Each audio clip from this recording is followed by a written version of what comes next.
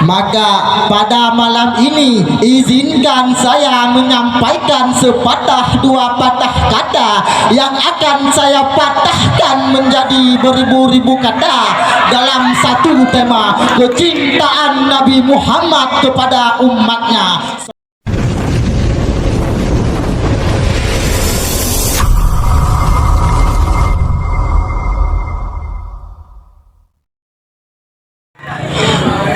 Assalamualaikum warahmatullahi wabarakatuh.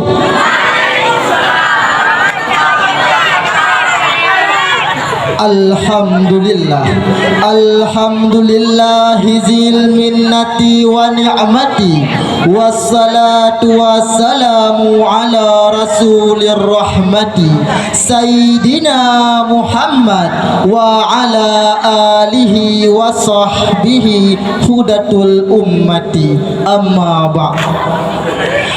Ta'zim wal ikraman saya kepada abi dan ummi selaku pucuk pimpinan Dayah Islamic Center Kota Langsa.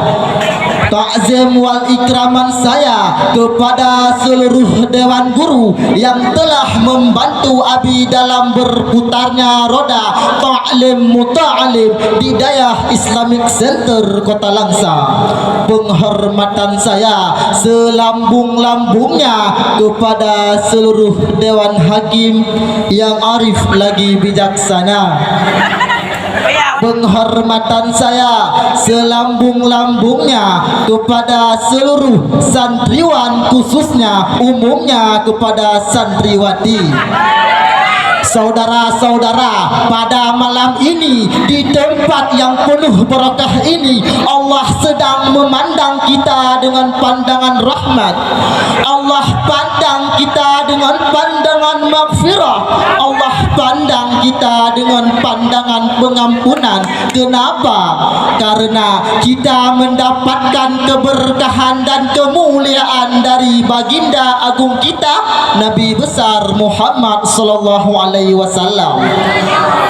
Maka pada malam ini izinkan saya menyampaikan sepatah dua patah kata yang akan saya patahkan menjadi beribu-ribu kata dalam satu tema kecintaan Nabi Muhammad kepada umatnya. Saudara-saudara, kita yang duduk di sini kita tidak pernah memandang langsung wajahnya Nabi. Kita tidak pernah berjumpa langsung dengan Nabi. Kita tidak pernah duduk bersama-sama dengan Nabi. Akan tetapi kita beriman kepada Nabi Muhammad, kita cinta kepada Nabi Muhammad. Kita umat yang dirindukan oleh Nabi, umat yang dicintai oleh Nabi. Rasulullah ketika beliau sedang duduk dengan para sahabat, Rasul bertanya kepada para sahabat, wahai sahabatku, tahukah kalian golongan-golongan yang soleh? Tahukah kalian golongan-golongan yang mulia? Sahabat bertanya, apakah para malaikat ya Rasulullah? Rasul menjawab, bagaimana mungkin mereka tidak mulia sedangkan mereka berada di sisi Allah? Ada lagi yang mulia. Apakah para nabi dan rasul, bagaimana mungkin mereka tidak mulia sedangkan Allah menurunkan wahyu untuk mereka? Ada lagi yang mulia. Sahabat berkata lagi, apakah kami ya Rasulullah? Rasul menjawab, bagaimana mungkin kalian para sahabatku tidak mulia sedangkan aku berada di tengah-tengah kalian, kata Rasulullah.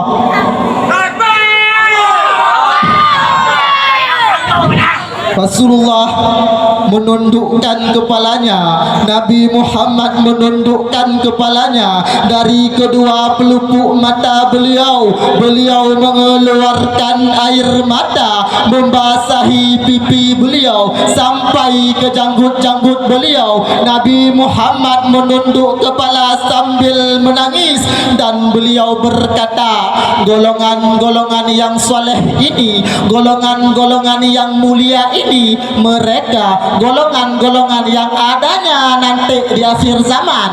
Mereka tidak pernah memandang wajahku, mereka tidak pernah mendengar langsung kata-kataku, mereka tidak pernah duduk bersama-sama denganku, akan tetapi mereka beriman kepadaku, kata Nabi Muhammad. Allah berfirman dalam Al-Quran surah At-Taubah ayat 128, laqad ja'akum rasulun min anfusikum azizun 'alaihi ma 'anittum harisun 'alaikum bil mu'minina raufur rahim.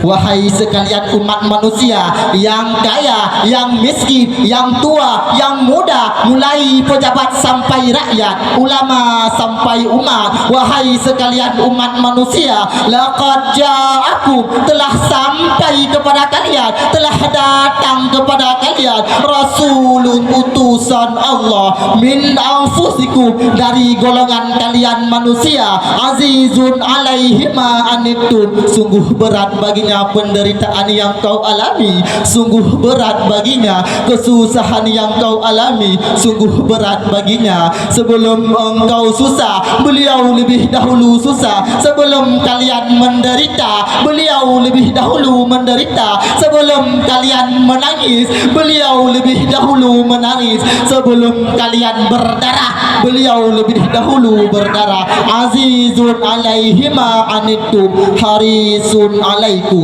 beliau menjaga kalian, menjaga akidah kalian, keyakinan kalian, tauhid kalian, syariat kalian, solat kalian, agar kalian tidak menyimpang, agar kalian tidak tersesat, agar kalian tetap berada di jalannya Allah. Bil mu'minina raufur rahim, kepada orang-orang yang beriman beliau sangat sayang, beliau sangat cinta, beliau mencintaimu sebelum engkau mencintainya, beliau merindukanmu sebelum engkau merindukannya. Siapa beliau? Siapa dia? Beliau adalah seorang manusia yang mengorbankan jiwanya, mengorbankan hartanya, mengorbankan darah dan nyawanya demi kita sebagai umatnya. Beliau kepanasan, kedinginan, 3 hari 3 malam menjanggal perutnya dengan sebongkah batu. Perut suci beliau berbunyi, kelaparan bukan untuk dirinya, kelaparan bukan untuk anak cucunya, kelaparan demi kita sebagai umatnya. Beliau adalah seorang manusia yang pernah pipi beliau tertusuk duri anak panah hingga tembus ke sebelahnya demi kita sebagai umat. Beliau adalah seorang manusia yang pernah wajah beliau dilempari kotoran demi kita sebagai umatnya. Ingatkah kita ketika Rasulullah pergi ke kota Taif, dahi beliau dilempari batu, darah beliau keluar. Ketika darah beliau jatuh, beliau tampung darahnya. Sahabat bertanya, "Ya Rasul, kenapa engkau tampung darahmu ya Rasulullah?" Rasul menjawab, "Andaikan darahku jatuh di atas tanah Taif, penduduk kota Taif akan ditenggelamkan oleh bumi, sedangkan mereka adalah umatku," kata Rasulullah. Luar biasa kasih sayang Nabi kepada kita. Tetapi kita sebagai umat tidak tahu diri. Kita sebagai umat merusak sunnahnya. Kita sebagai umat semakin hari semakin jauh darinya, meninggalkan pakaiannya, meninggalkan ajarannya, meninggalkan sunnah-sunnahnya. Hadis daripada Sayyidina Ali radhiyallahu an, ketika detik-detik terakhir wafatnya Nabi, beliau melihat dari bibir Rasulullah dengan 2 kali gerakan. Beliau mendekatkan telinganya, beliau mendekatkan pendengarannya, dan beliau mendengar Rasulullah mengatakan, ummati ummati, kata Rasulullah. Ketika nyawa Rasulullah ingin dicabut, Rasul berkata kepada malaikat Jibril, wahai Jibril, aku belum puas meninggalkan umat, aku tidak mau meninggalkan mereka sebelum diberi jaminan oleh Allah. Wahai Jibril, sampaikanlah kepada Allah, aku tidak minta pengampunan untuk diriku, aku tidak minta pengampunan untuk keluargaku, aku cuma minta pengampunan untuk umatku. Wahai Jibril, sampaikanlah kepada Allah. Jibril pun pergi kepada Allah. Ya Allah, kekasihmu Muhammad meminta jaminan untuk umatnya. Allah berkata, wahai Jibril, sampaikanlah kepada Muhammad, aku tidak akan hinakan umat Muhammad. Ketika nyawa Rasulullah ingin dicabut, Rasul berkata kepada malaikat Israel, wahai kekasihku Israel, apakah begini rasa sakit ketika dicabut nyawa?